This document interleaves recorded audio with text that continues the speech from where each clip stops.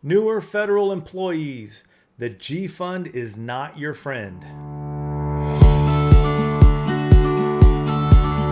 Welcome back to the channel, Furzonians. I'm Chris Barfield of barfieldfinancial.com.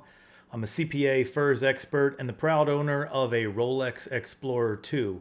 Today, we're going to be talking about the TSP as it relates to newer employees, something I don't normally talk about. Normally, I'm discussing things with those getting ready to retire. Here is something you need to know earlier in your career rather than later. We're going to be talking about when you're first starting out or you're newer in your career, where should you be putting your TSP money?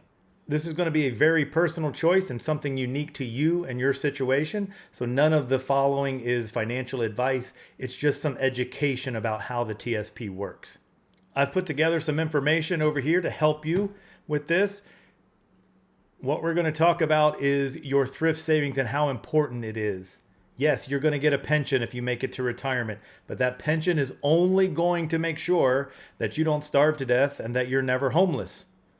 Your TSP is really what's going to define how comfortable you are in retirement and what options you have in retirement. If you doubt anything I say, go find somebody older in the office and ask them what they wish they would have done differently. In almost all cases, they're going to say they would wish they would have put more money into the TSP. If you ask any senior federal employee what advice they would have for you, I guarantee you 9 times out of 10, if not 10 out of 10, they're going to tell you to put more money into your TSP and leave it alone. What we're going to do here is take an example. We're going to go back in time 25 years. So that would be 1999. And we're going to say we have 2 employees that were hired in 1999. One of them stays in the G Fund. One of them stays in the C Fund. Where are they sitting now in 2024? All right, so we go back to 1999, 25-year career, 100% in the G Fund. Because why? Well, we always hear the G Fund is safe. It can't lose money. It's guaranteed. All of those things that are true about the G Fund. So sometimes people start out and they're like, I just don't want to lose money in the stock market. I don't understand the market, whatever. I'm going to stay in the G Fund. So that individual stayed in the G Fund for 25 years. The second individual, hired at the exact same time, 1999, stayed in the C Fund for 25 years. How did the G Fund do over the last 25 years? Well, real numbers, over the last 25 years, it has averaged 3.35% per year. That's actual number. That's not theoretical or something made up. I went back and calculated the actual return of the G Fund since 1999. Let's assume that this individual put in $15,000 a year towards their TSP. That's not just their contributions. That's their contributions and the government's contributions. Okay, so we're saying a total of $15,000 went into their fund per year over 25 years. So that's really, depending on how much they make, that's roughly $400 or so a pay period, depending on their salary and the matching. Where would they be today? They would be sitting on $585,000, $500,000. Not bad. That's a lot of money. But the other person that was hired right next to them on the same day, they did the exact same thing, but they stayed in the C Fund. What has the C Fund averaged over the last 25 years? 7.5%. I would like you to remember a couple of things. If you're newer, you might not remember having lived through this, but those of us that are older will remember.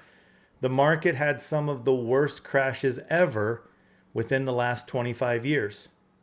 In 2020, in March of 2020, the market went down 30%. In 2008, we had a huge financial crisis. The market stayed down for a few years. What was even worse than that was 2000 to 2002.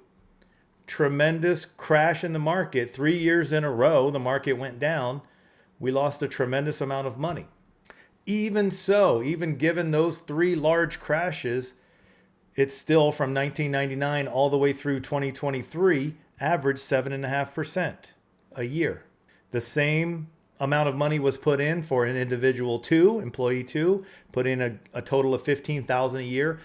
Both their contributions and the government's contributions, what are they sitting on today?